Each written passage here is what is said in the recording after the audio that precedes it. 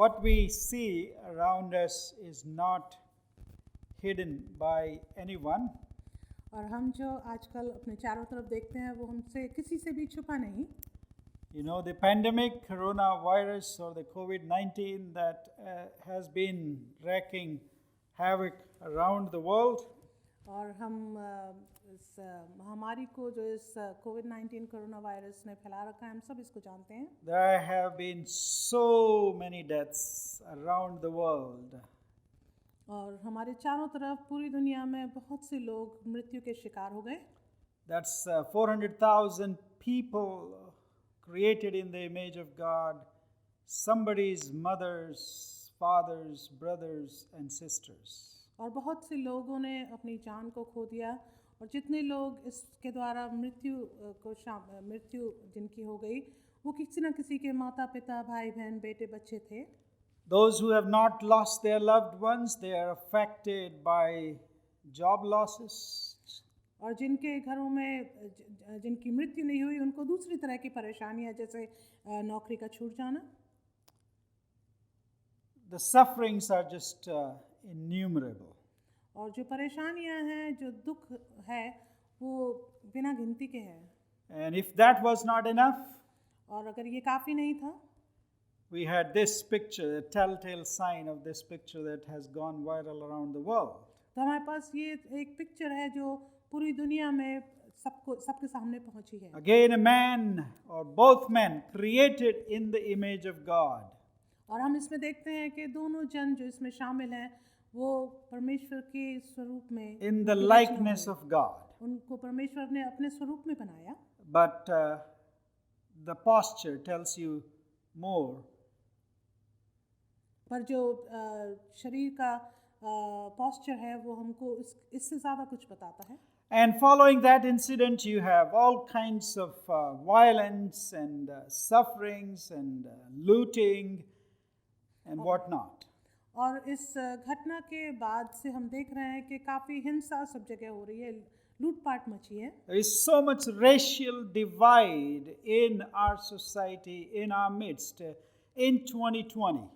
और 2020 में हम लोगों को एक दूसरे के प्रति एक दूसरे के विरोध में देख रहे हैं. There is so much suffering and death and violence around us. और हमारे चारों तरफ कितना दुख, कितनी बीमारी और कितनी मौतें हो रही हैं. What does Jesus have to say about it? प्रभु यीशु मसीह इस बारे में हमसे क्या सिखाते हैं? That's why our message today, my dear friends, is the Jericho Road, Jesus and violence. और इसलिए हम आज संदेश में पाएंगे जो कि है यरीहो का रास्ता, प्रभु यीशु मसीह और हिंसा या उत्पात. We may come across this as new, but this has been part of this earth, this life on this planet Earth. हमको ये नया लग सकता है लेकिन ये पृथ्वी की शुरुआत से वचन में हमको बहुत हजारों साल पहले से बताया गया है. Yes, we need to keep our eyes and ears open to what is happening around us. हाँ, जरूरी है कि हम अपनी आंखों को कानों को खुला रखें इन सब बातों के प्रति जो चारों तरफ चल रहा है. But then also we should look deep into the scriptures and into the teachings of Jesus Christ to make sense of it. और इसका मतलब निकालने के लिए हमारे लिए जरूरी है कि हम प्रभु यीशु मसीह की बातों को वचन में और गहराई से जानें. So what happened on the Jericho Road? तो यरीहो के रास्ते में क्या हुआ था? What did Jesus have to teach about violence? प्रभु यीशु मसीह को क्यों जरूरत थी कि वो हमें हिंसा या उत्पात के बारे में शिक्षा दें? As you know, Jesus always taught, or most of the time he taught through parables. हम जानते हैं कि प्रभु यीशु मसीह ने ज़्यादातर समय दृष्टांतों के साथ शिक्षा दी. So Jesus' teaching on the Good Samaritan is also in the form of a parable. और प्रभु यीशु मसीह ने जो शिक्षा दी नेक सामरी के बारे में वो भी एक दृष्टांत के रूप में है. It's found in Luke's Gospel, जो लूका रचित सुसमाचार में पाया chapter जाता है. 10 and verses 25 to 37. और यदि हम वचन में जाएं तो ये पाया जाता है लूका रचित सुसमाचार उसका 10 अध्याय 25 से 37 आयत तक. I know you are familiar with this beautiful story. और मैं जानता हूँ कि आप इससे परिचित हैं, ये बहुत एक सुंदर कहानी है. But let's read it once again. आइए एक बार फिर से हम इसको पढ़ें। Let's hear it with new ears. अब हम अपने नए कानों के द्वारा इसको सुने। Anybody wants to read that loudly for us, please? कोई मेहरबानी से इसको जोर से हमारे लिए पढ़ दे। Luke chapter 10, 25 to 37. लूका 10, 25 से 37 आयत तक। Right, this is one of the most favorite stories on this earth. और ये जो दृष्टांत प्रभु यीशु मसीह ने कहा, ये बहुत ही दिलचस्प और मानी जाने वाली कहानी है। Whether you are a Christian or not, everybody on this planet earth loves to hear this story. और चाहे आप मसीह हैं चाहे नहीं, बहुत से लोग इस कहानी को सुनना पसंद करते हैं। So, what is the background? Why would Jesus tell this story? तो इस कहानी की पृष्ठभूमि क्या है? प्रभु यीशु मसीह कहानी क्यों बता रहे हैं? Jesus was on his way to Jerusalem, प्रभु यीशु मसीह यरूशलेम के रास्ते पे थे, and in one of the villages on the way, और रास्ते में एक गांव में a lawyer came to Jesus Christ. एक व्यवस्थापक प्रभु यीशु मसीह के पास आया, And evidently, this lawyer didn't like Jesus Christ. He wanted to question him. Actually, he wanted to cross-examine Jesus.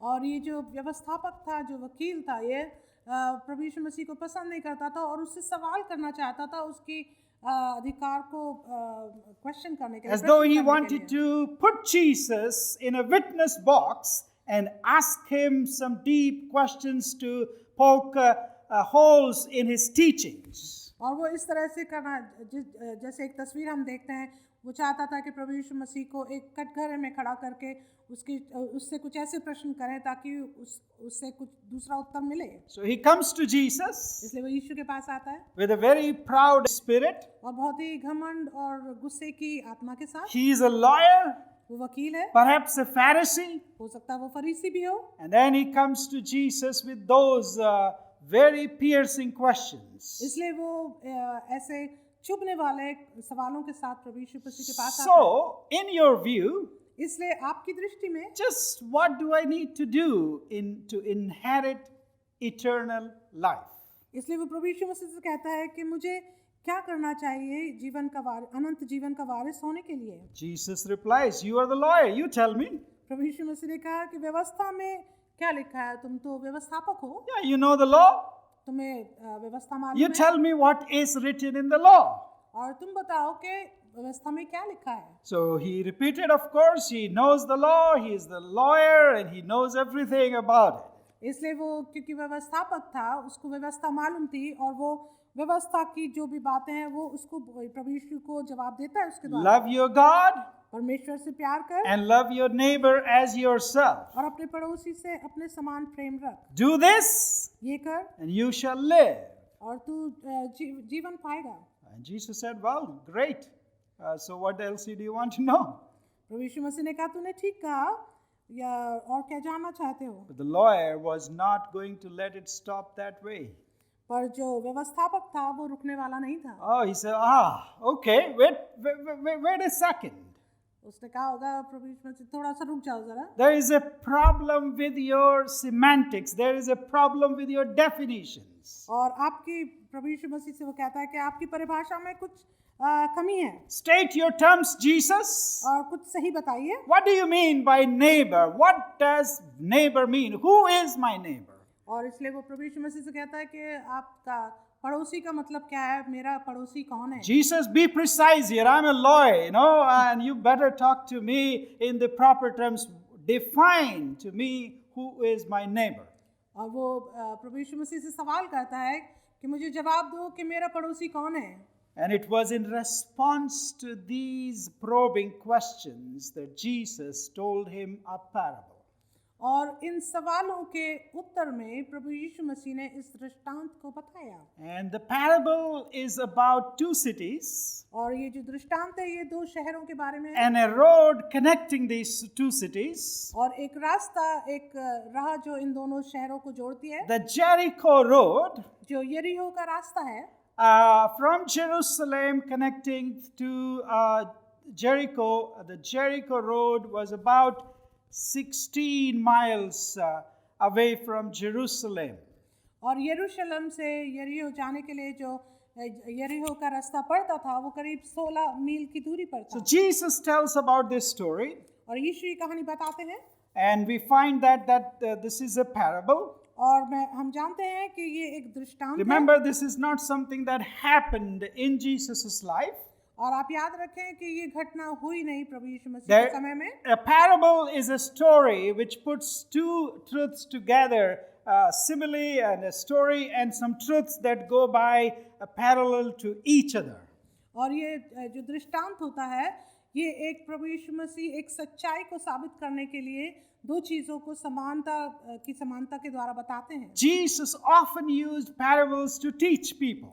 और प्रभु यीशु मसीह ज्यादातर दृष्टांतों का इस्तेमाल करते थे लोगों को शिक्षा देने के लिए। Simple stories, साधारण घटनाएं, कहानियां, everyone could understand. जो हर एक समझ सकता। But those who had ears to hear, पर जिनके पास सुनने के लिए कान थे, Jesus wanted them to hear the parables तो प्रभु यीशु मसीह चाहते थे कि वो इन दृष्टांतों को सुने and to question their values. और वो अपनी वैल्यूज के ऊपर सवाल करें। To question what you have been taught. उन बातों का ऊपर सवाल खड़े करें जो उनको शिक्षा दी गई To है। question everything that you have learned and everything that you have been taught must come to question by the stories and the parables of Jesus Christ. और प्रभु यीशु मसीह के दृष्टांतों के द्वारा जो भी चीजें, जो भी आपने शिक्षा पाई हैं, जो भी आपने सीखा है, उनके ऊपर अपने आप को सवाल करें। The teachings of Jesus Christ प्रभु यीशु मसीह की शिक्षाएं are meant to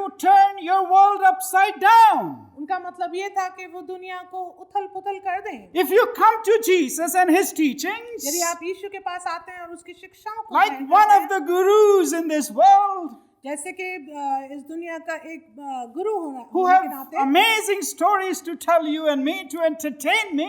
जिसके पास बहुत ऐसी कहानियां हैं हमारा मनोरंजन करने के My लिए। dear friends, you have not met Jesus behind these stories. तो मेरे मित्रों, फिर आपने मसीह यीशु को इन कहानियों के पीछे उससे मुलाकात नहीं करी है। These parables are meant to change your heart, transform your thinking, to question your values that you and I have grown up with. और ये जो घटनाएं हैं, ये जो दृष्टांत हैं जो प्रभु यीशु मसीह जिनके द्वारा शिक्षा करते हैं, तो इनको हमारे जीवन को परिवर्तन करना है, हमें सुधारना है। So what was Jesus trying to say through this parable? प्रभु यीशु मसीह इस दृष्टांत के द्वारा हमें क्या सिखा रहे हैं? It is symbolic. Parables are all symbolic. और ये सांकेतिक है। There are some symbols that have deeper meanings in them in this story. और कुछ ऐसे चिन्ह हैं जिनके द्वारा प्रभु यीशु मसीह में गहरी शिक्षा They देना are चाहते meant हैं। for the people who were listeners of Jesus Christ as well as for us today in 2020. और इन दृष्टांतों की शिक्षा उन लोगों के लिए थी जो सुन रहे थे उस समय, और आज भी उन लोगों के लिए 2020 में ये शिक्षाएं हैं। The church need to pay heed to the symbols that Jesus was talking about and what do they mean for us today. और कलीसिया को इन चिन्हों को जानने की जरूरत है जो प्रभु यीशु मसीह ने शिक्षाओं में दी आज के दिन में भी। So I'm indebted to Reverend Edward Marquardt for the insights into this parable. और जो एडवर्ड हैं जिन्होंने इस दृष्टांत के बीच में कुछ अपने इंसाइट दिए हैं। So some of the insights that he brings are really powerful and challenging to us to rethink what we have learned about this world. और जो भी इंसाइट उन्हें इस दृष्टांत के दौरान दिए, ये हमारे लिए एक चुनौतीपूर्ण शिक्षा के रूप में हम देख सकते हैं आज। Now on the western coast of Israel there is the Mediterranean Sea. और मेडिटेरेनियन सी के वेस्टर्न साइड में एक मेडिटेरेनियन सी The है। warm and the humidity that comes from the sea to Israel is all soaked in Jerusalem and the hill that was Jerusalem was built upon. और इस Mediterranean सी की गर्मी और उमस इस जगह पर यरूशलेम में आ जाती है जो पहाड़ पर बसा हुआ है। And therefore, so to speak, behind Jerusalem, और इसलिए यरूशलेम के पीछे or on the eastern part of Jerusalem, या उसके ईस्ट साइड में there is the Dead Sea. तो वहाँ पर डेड सी है। And the area between these two parts geographically is very arid. It's a kind of desert, and it is very very arid. और इन दोनों के बीच का जो रास्ता है वो मरुभूमि की तरह है और बहुत ही सुनसान है। Jericho, the city here near the Jordan River, और यरीहो जो यरदन नदी के पास है, You remember that's where the Israelites first crossed over into the promised land. और आप याद रखेंगे कि इस नदी को सबसे पहले इसराइलियों ने पार किया था। Jericho is believed to be one of the oldest civilized as well as a city that is still inhabited from the world civilizations. और यरीहो जो है वो एक अच्छी सभ्यता का समय था उस समय में। The distance from Jerusalem and the Mount of Jerusalem, Mount of Zion, और यरूशलेम या सिय्योन पर्वत, it's only about 16 miles or 25 kilometers. ये यरीहो से केवल 16 मील की दूरी पर है। But this is a very steep road. पर ये जो है बड़ी एक गहरी रोड है। So because from the mountain here, if you were going down into the valley, there is a difference of about 3,500 feet in elevation. और यदि हम ऊंचाई के तरीके से देखें तो वो बहुत गहराई में है। People from Jericho were said to be going up to Jerusalem. और जब लोग यात्रा करते थे यरीहो से यरूशलेम की तरफ तो उनको ऊपर की तरह चढ़ाई करनी And पड़ती from थी। Jerusalem, people went down to Jericho. और यरूशलेम से लोगों को नीचे आना पड़ता था यरीहो जाने के लिए। It was a famous road, और ये बहुत प्रसिद्ध रास्ता था, but also a very dangerous one, लेकिन बड़ा खतरनाक भी था full of all kinds of dangers. और हर एक खतरे से भरा हुआ। And the people who lived there और जो लोग वहाँ रहते थे were also dangerous, thought to be very dangerous people. और उन लोगों को बड़ा खतरनाक समझा जाता था। And also the people who lived here, they thought of themselves very religious people. और जो लोग यरूशलेम में रहते थे वो अपने आप को बहुत ही धार्मिक समझते थे। Imagine a person going on his camel or maybe on his horse or a donkey passing through this. और आप कल्पना करें कि कोई यात्री इस जगह से निकल रहा है, चाहे घोड़े पर, चाहे अपने ऊंट पर या कैसे भी। If somebody was lying on the side of the road, और यदि कोई किनारे रास्ते पे पड़ा हुआ है wounded, और घायल है, crying, रो रहा है, crying for help, मदद के लिए रो needing रहा है help, और उसको जरूरत है मदद की, you couldn't really overlook him even if you wanted to. तो आप उसको छोड़ नहीं सकते अगर आप चाहते भी। So there were people in this story that Jesus mentions. इसलिए वहाँ लोग थे जो इस कहानी में प्रभु यीशु मसीह ने बताए। It always happens on the Jericho road.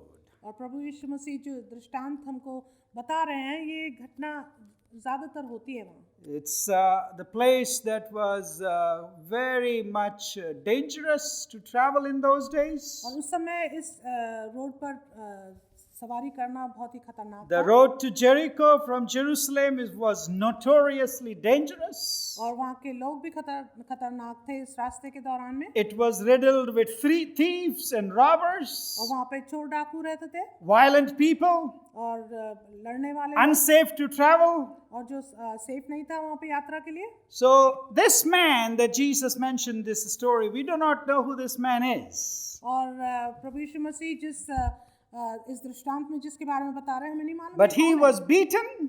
पर उसको मारा गया। He was the victim of violence. और वो विक्टिम था इस हिंसा का। He was robbed.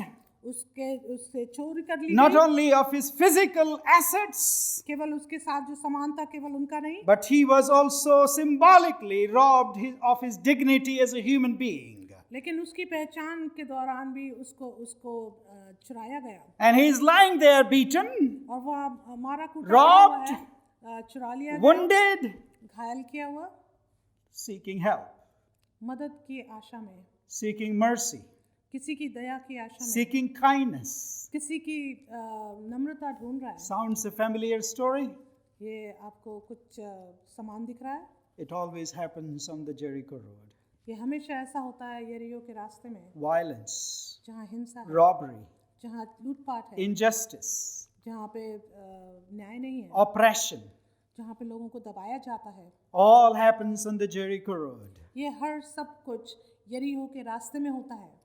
The parable also says it happened on the Jericho road. और ये दृष्टांत हमें सिखाता है कि ये यरीहो के रास्ते में हुआ On that 16 miles of stretch, और वो जो 16 मील की दूरी पर था 16 miles of oppression, 16 miles of violence is what is pictured in the parable of Jesus on the Jericho road. और 16 मील की दूरी पर जो हिंसा हुई, जो अन्याय दिखाया गया, वो इस यरीहो के It रास्ते is the पर है। symbol of suffering that we see around us. और ये एक चिन्ह है हर एक उस दुख का जो हम आसपास It's देखते a हैं। symbol, the Jericho road is a symbol of suffering and violence in our world even today. और यरीहो का रास्ता हमारे लिए आज की दुनिया में एक दुख का, एक हिंसा का, उत्पात का चिन्ह है। It's a frightening place. और ये काफी डरावने वाली To be डरावने वाली alone. बात है, अलग अकेले रहने के लिए। It's a place of violence and robbery and injustice and oppression of all kinds. और ये हर एक तरीके की हिंसा, चोरी और अन्याय के बारे में हमें बताता What है। is the Jericho road today?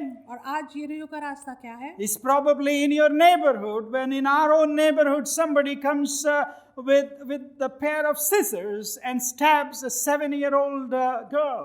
और ये कुछ भी हो सकता है, यहाँ तक कि आपके आसपास, आस पड़ोस में, जहाँ पर एक जवान आदमी आकर एक 7 साल की बच्ची को कैंची से उसको गूद कर मार देता What है। is happening around on the Jericho road in our own world today? और हमारे आसपास की दुनिया में आज क्या हो रहा है यरीहो के रास्ते में? It is somebody putting their powerful knee on the neck of somebody and taking their life away. ये उस तरह के लिए है कि एक कोई शक्तिशाली आदमी अपने घुटने को किसी दीन जन की गर्दन पर रखकर उसकी जान लेता है। That is the Jericho road that Jesus was talking about, which is part of our life on this earth. और यही उस यरीहो रास्ते के बारे में है जो प्रभु यीशु मसीह इस दृष्टांत के बारे में सिखा रहे हैं हमारे आज की दुनिया के विषय What में। is the Jericho road today? आज के दिन में यरीहो रास्ता क्या है? The Jericho road is the border between some nations today that is full of misery and violence and deaths. और ये उस तरह से है जैसे दो राष्ट्रों के बीच में एक बॉर्डर है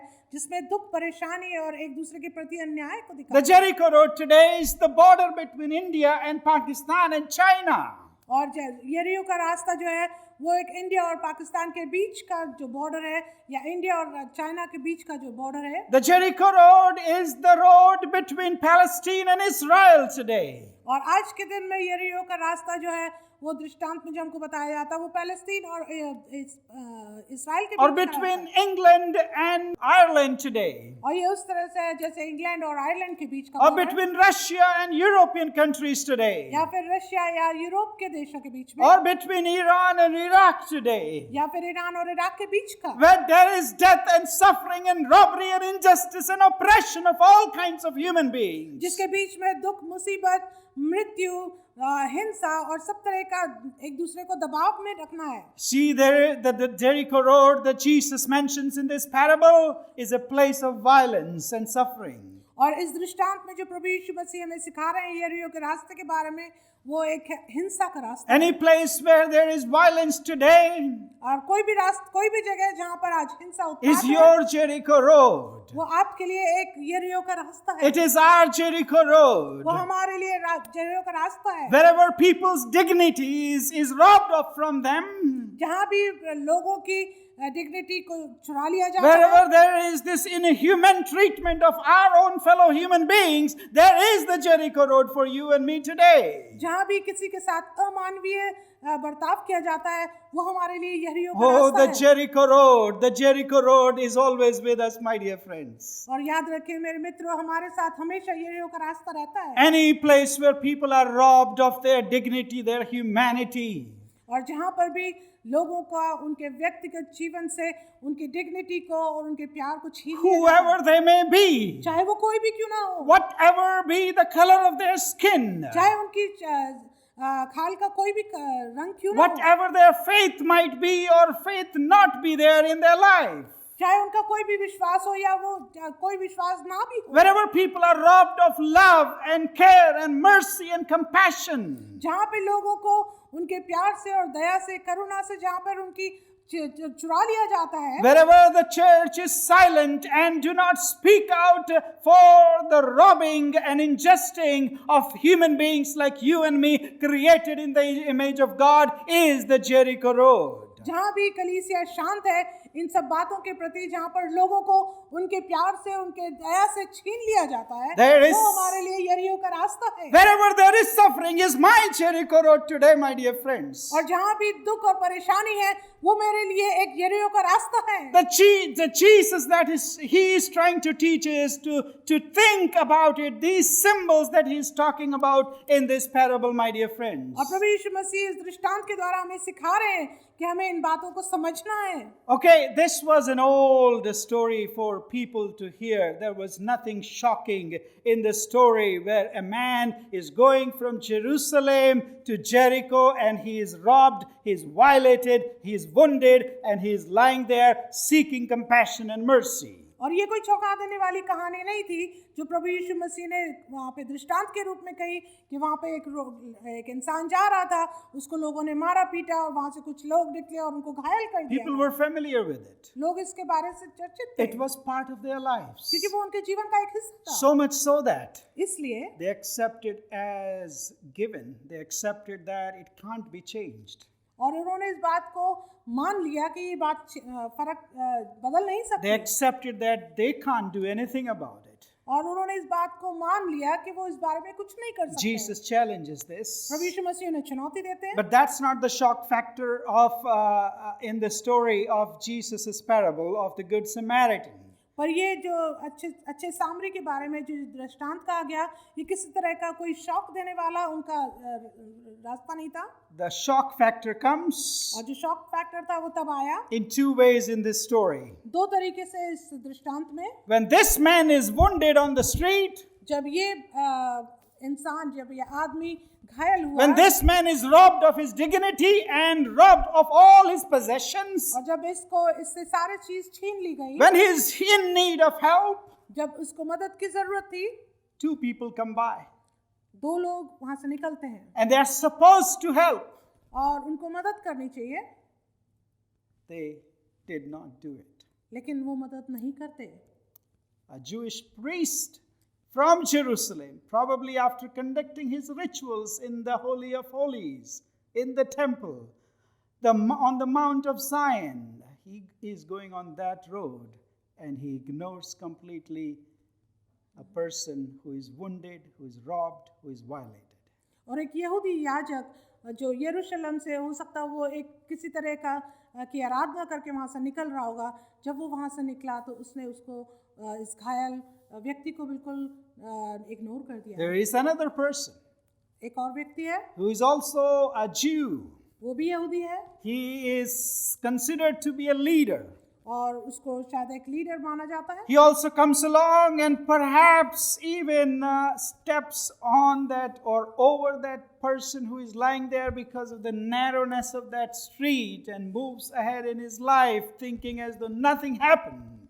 और वो जो दूसरा यहूदी जन वहाँ से निकलता है, लेवी निकलता है, वो भी उसे देखकर कतरा कर चला जाता है। A Jewish priest एक यहूदी याजक and a Jewish Levite, और एक यहूदी levy, both supposed to do these things और जो जिनको जरूरत थी वहाँ पर ऐसा करने because की, their law tells them to do it, क्योंकि उनको व्यवस्था उनकी ऐसी समझाती because they know the law. है, क्योंकि उनको व्यवस्था मालूम है। Like that lawyer who knows the law. Love your God with all your heart, with all your might, and with all everything that you have, and love your neighbor as well.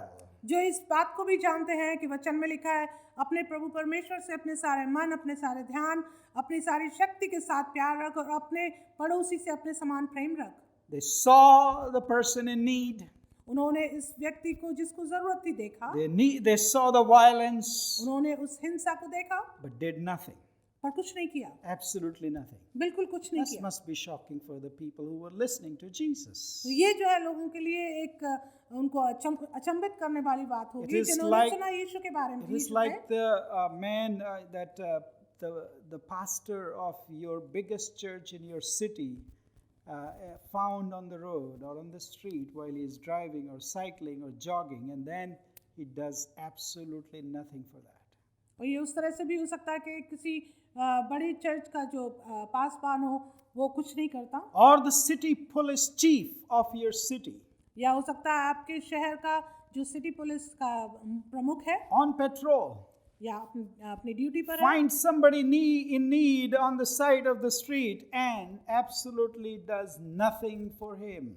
जो सड़क के किनारे पड़े हुए किसी घायल और जरूरतमंद को देखकर कुछ भी ना करे, How shocking would that be?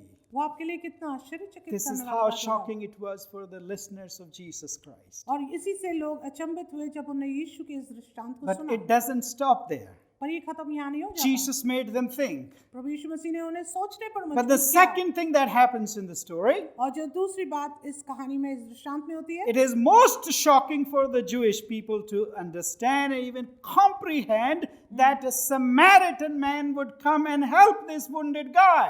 तो यहाँ पर ये और अचंभित करने वाली बात इन लोगों के लिए, यहूदियों के लिए है कि एक सामरी व्यक्ति इस जरूरतमंद की मदद करता And है। you need to understand the relationship between the Jewish people and the racial divide between the Jewish people and the Samaritans. और आपको जरूरत है इस बात को समझने के लिए जो एक उनको विभाजित करती है सामरियों को यहूदियों से। They lived segregated.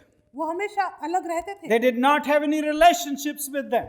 उनका एक दूसरे से कोई उनका रिश्ता नहीं था। In संबंध fact, नहीं it था। was like the Dalits in India and the Brahmins and the higher caste who would practice untouchability between the two. ये उस तरह से है जैसे भारत में दलितों को मारा जाता है ब्राह्मणों के द्वारा, जो उनको ना छूने वाले लोग जाति माना जाता है। It was shocking for the Jewish person to hear that a Samaritan would do this, और उनके लिए ये अचंभा देने वाली बात थी कि क्या एक सामरी ऐसा करेगा, because he is considered as the robber, क्योंकि सामरी जन जो है उसको एक चोर माना जाता because है, he is considered as unclean, क्योंकि उसको नापाक माना जाता because he है, is supposed to be violating people, क्योंकि उसको समझा जाता है कि वो दूसरे लोगों को वायलेट करता because है, the Samaritan is racially impure for the Jewish people. क्योंकि यहूदियों के लिए सामरी लोग जो है वो साफ नहीं है। The people of Jerusalem would have nothing to do with the Samaritan.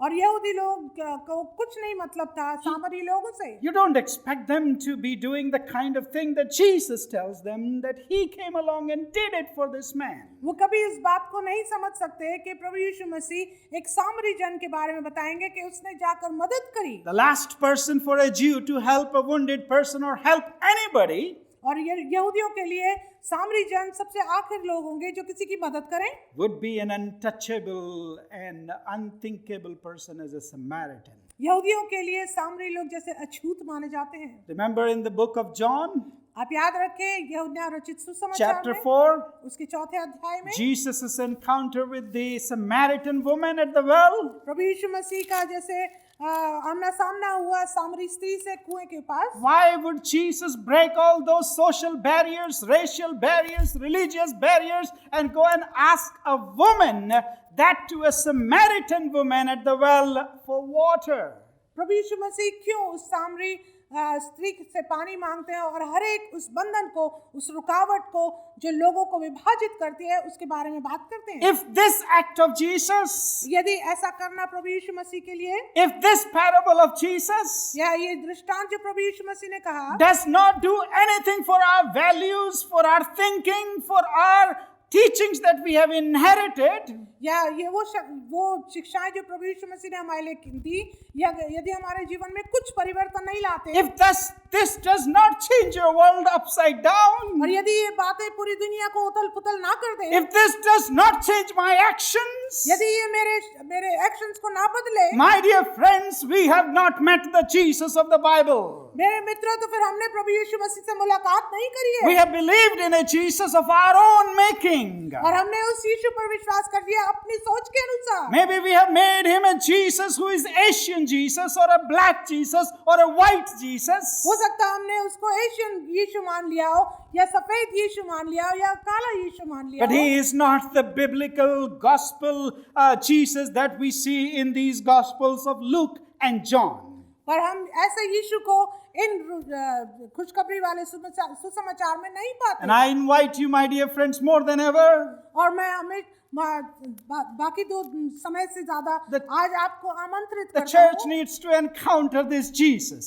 हमारी कलीसिया को, सारी कलीसियाओं को इस यीशु से मुलाकात करना The है। church needs to be renewed by the teachings of this Jesus in the gospel according to Luke chapter 10 and John chapter 4. प्रभु यीशु मसीह के आमना सामना हमारी कलीसिया को करना है, जैसा इन दोनों लूका रचित सुसमाचार और यूहन्ना रचित सुसमाचार में पाया जाता है। What does Jesus teach us in this parable? प्रभु यीशु मसीह इस दृष्टांत में हमें क्या सिखाते हैं? He said, go and do likewise. प्रभु यीशु मसीह ने कहा तुम भी जाकर ऐसा ही करो। Sometimes we believe, कभी-कभी हम मानते हैं, most often we have been taught ज्यादातर हमें सिखाया जाता that है, we just need to go and do likewise, just be a good neighbor. हमें सिखाया जाता है कि जाओ ऐसा ही करो और अच्छे पड़ोसी बनो। But we know this in our minds. पर ये हम केवल अपने दिमाग में सोचते We हैं preach it from our pulpits. और हम इसको पुलपिट से प्रचार भी करते But हैं, then we leave it in the four walls of the church. पर हम इसको केवल चार दीवारी में कलीसिया में रहने When देते we हैं। go out, जब हम बाहर जाते we हैं forget about all these things and we do not act like what Jesus would have expected us to be doing. तो हम इन सब चीजों को भूल जाते हैं कि प्रभु यीशु मसीह हमसे क्या अपेक्षा करते हैं इस वचन के द्वारा। I am reminded of a story. और मैं एक कहानी को याद करता हूँ। In a seminary, there was a professor who was teaching his students, और एक सेमिनरी में एक प्रोफेसर अपने शिष्यों को, अपने स्टूडेंट्स को सिखा रहे हैं and he gave them an essay to write. और उनको एक ऐसे दिया लिखने के लिए। And in the middle of the essay, और इस ऐसे के दौरान there was an exercise. उसमें एक एक्सरसाइज थी। They have to leave what they were doing, उनको छोड़ना था जो भी वो कर रहे थे, and it was an exegesis of Luke chapter 10. और वो एक इस दृष्टांत था लूका रचित सुसमाचार के 10 अध्याय से। But then they have to go to the other building, across that building where they were writing an exam. और उनको बिल्डिंग के दूसरी तरफ जाना था। And the rest of the essay was to be, or the assignment was to be completed in that building where the provisions was made for them to write that essay and to complete the exercises. और दूसरी building में जाकर उनको दोबारा उसको ऐसे को लिखना था जो उनको दिया गया था। But they were given only 15 minutes to reach that building, to reach that room, and then start working on their examination. केवल 15 मिनट उनको दिए गए उस दूसरी बिल्डिंग तक जाने के लिए और दोबारा से उसको लिखने के So लिए। every student was asked to leave. और हर एक स्टूडेंट को बोला गया कि वो छोड़ निकले। They crossed over the street into the other building, और उन्होंने सड़क पार करी दूसरी बिल्डिंग में जाने के लिए। but did not notice there was a person that the professor has left on the side of that street who was needy, who was wounded as an actor, of course, and needing some help and compassion. लेकिन वो भूल गए एक ऐसे व्यक्ति को जिसको ये प्रोफेसर ने वहाँ पर रखा था, जो केवल एक्टिंग कर रहा था, कि वो इसके ऊपर ध्यान देते, जिसको जरूरत थी, जरूरतमंद इंसान को छोड़ दिया। The seminarians saw it. और जो सेमिनरी वाले थे, The seminarians realized he needed help, और जो स्टूडेंट्स थे उनको मालूम था कि उसको जरूरत थी, but they had something urgent to do. पर उनके पास दूसरा जरूरी काम था They करने had के लिए। limited time to do it. उनके पास सीमित समय था काम करने के लिए। Almost everybody ज्यादातर सब लोग passed through that man in need of help on the side of the street. वो उस सड़क से होकर गुजरे जिसको ये पार करके गए, Went into the building building के अंदर गए and completed an assignment और उन्होंने उस असाइनमेंट को खत्म on किया। the parable of the Good Samaritan. इस दृष्टांत के बारे में जो नेक सामरी का था। That's my story, my dear friends. ये मेरी कहानी है। That's मेरे your story, my friends. ये आपकी कहानी है मेरे मित्र। That is the church's story. ये कलीसिया की कहानी भी है। This parable, ये दृष्टांत, this teaching of Jesus ये शिक्षा यीशु की, is showing us a mirror. ये हमको दर्पण में दिखा रहा है। Where do we stand? हम कहाँ हैं? There are 2-3 things that Jesus wants to teach us through this parable, and I close with them. प्रभु यीशु मसीह 2 बातें हमें सिखाना चाहते हैं इसके द्वारा। Number 1, पहली बात, inaction toward people in need is not okay. अगर लोग जरूरतमंद हैं और हम उनके प्रति ध्यान नहीं करते तो ये अच्छी बात नहीं। You may be a priest, आप हो सकते हैं आप याजक हो, you may be a pastor, आप हो सकता है पासवान you हो, may be a theologian, या आप हो कोई theologian you हो may सकते be a हैं, lay person, या आप केवल एक साधारण you may इंसान be हो a सकते हैं, lawyer, आप वकील हो सकते हैं, whoever you may be. आप चाहे कोई भी क्यों ना हो। Inaction, in non-involvement in the things and the sufferings and the violence and the robbery of this world is not okay according to और Jesus. प्रभु यीशु मसीह के अनुसार यदि आप इनकी दुख दुविधा में सम्मिलित नहीं होते, अन्याय में सम्मिलित नहीं होते, तो ये अच्छी बात नहीं है। Remember, the Jericho road is always with us. आप याद रखें कि यरीहो का रास्ता हमेशा हमारे साथ है। Remember, you and I will come across on the Jericho road. हमेशा याद रखें कि हम अपने यरीहो के रास्ते पे हमेशा देखेंगे। We often choose the way that is less harmful for us. हम ज्यादातर कोशिश करते हैं कि हम ऐसी चीज को चुनें जो हमारे लिए ज्यादा खतरनाक नहीं, Not involvement, दूसरों के साथ सम्मिलित ना होना, inaction, कार्य के द्वारा, silence, शांत रहने के द्वारा, complicity, और अपने आप को बिल्कुल साधारण बना making us लेना, blind, हमें अंधा बना is देना, all represented by those priests or the Levite who chose to look over these men and walked along as though nothing happened in their lives. वो हमारा संकेत उन लोगों के प्रति करती हैं जैसे ये याजक और लेवी निकल गए बिना ध्यान दिए। When we see people beaten up, जब हम लोगों को मारा कूटा हुआ देखते when हैं, we see people around us murdered, जब हम देखते हैं कि लोगों को मर्डर किया जाता when है, we see people robbed of the opportunities that are available to you and me but not available to others, और जब हम उन अवसरों को खो देते हैं जहाँ पर हमको होना चाहिए, when people are denied justice that is available to you and to me but not to others, और हम उस अन्याय को जो लोगों के प्रति होती है जब हम उसके प्रति अपनी आंखों को मूंद लेते हैं, when people's lives are taken away from them, और जब लोगों का जीवन उनसे ले लिया जाता है, when people's human dignity is denied to them, और जब लोगों का परिचय उनके जीवन से छीन लिया how जाता can है, we as Christians remain silent and act as though nothing happened? तो हम मसीह होने के नाते हम कैसे शांत रह सकते जैसे कुछ हुआ ही नहीं। So often, my dear friends, the church has been silent. और कई बार ऐसा हुआ है कि जो कलीसिया है वो शांत रही। The church of Jesus Christ has closed its eyes and ears to the suffering and to the needy. और प्रभु यीशु मसीह के लोगों ने, उसकी कलीसिया ने अपनी आंखों को मूंद लिया उन लोगों के प्रति जो जरूरतमंद हैं, Like those seminarians, उन सेमिनेरियन की तरह। we are so busy accomplishing our own projects and we are so busy in doing our own thing in our own church walls. और हम कितने ज्यादा व्यस्त हो जाते हैं अपनी चार दीवारी में कलीसिया की कि हम अपने दूसरे कामों में व्यस्त रहते हैं। We see suffering, हम तो परेशानी देखते हैं, but we choose safety.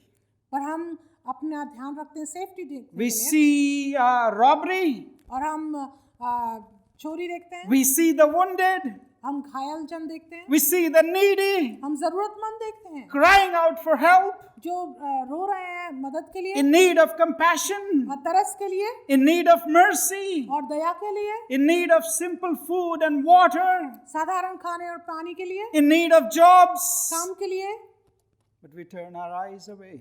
पर हम अपनी आंखों को दूसरी तरफ फेर लेते हैं We are comfortable in our inaction because we don't want to get involved. और हम अपने आप बिल्कुल कंफर्टेबल रहते हैं और क्योंकि हम उनमें शामिल नहीं होना चाहते। Jesus expects that we will be like that good Samaritan. प्रभु यीशु मसीह आज हमसे चाहते हैं, अपेक्षा करते हैं कि हम उस नेक सामरी की तरह बने। It is also, secondly, और दूसरी बात, an invitation to be kind to those wounded and hurting. ये इस आमंत्रण के लिए है कि हम दूसरों के प्रति नरम रहें और जो घायल हैं और जो दुखी हैं। The Jericho road is always with us. यरीहो का रास्ता हमेशा हमारे साथ है। Jesus is inviting us in this parable. प्रभु यीशु मसीह हमें आमंत्रण कर रहे हैं इस दृष्टांत के द्वारा। All of us would have a heart of love and compassion and mercy toward those who are wounded and hurting. कि हम सबका हृदय प्यार से और करुणा से भर जाए उन लोगों के प्रति जो दुखी हैं और परेशान हैं। Who is this person on the Jericho road in your life who is hurting and wounded today? आपके जीवन में कौन सा ये एक घायल आदमी है जैसा जेरिको के रास्ते पे था जो आपके जीवन में है? Now for that you don't have to be a great activist. तो आपके लिए बहुत ही ज़्यादा एक्टिविस्ट होने की ज़रूरत नहीं है। You don't have to be a preacher for that. आपको प्रचारक होने की भी ज़रूरत You नहीं है। don't have to be a lawyer for that. आपको व्यवस्थापक होने की ज़रूरत You नहीं don't have to be a philosopher for that. और आपको फिलोसफर भी नहीं You don't have to be a journalist for that. और आपको पत्रकार होने की ज़रूरत भी नहीं। Your Jericho road is in your neighborhood. आपका जो यरीहो का रास्ता वो आपके पड़ोस में है, Your Jericho road is in the midst of the people in your life.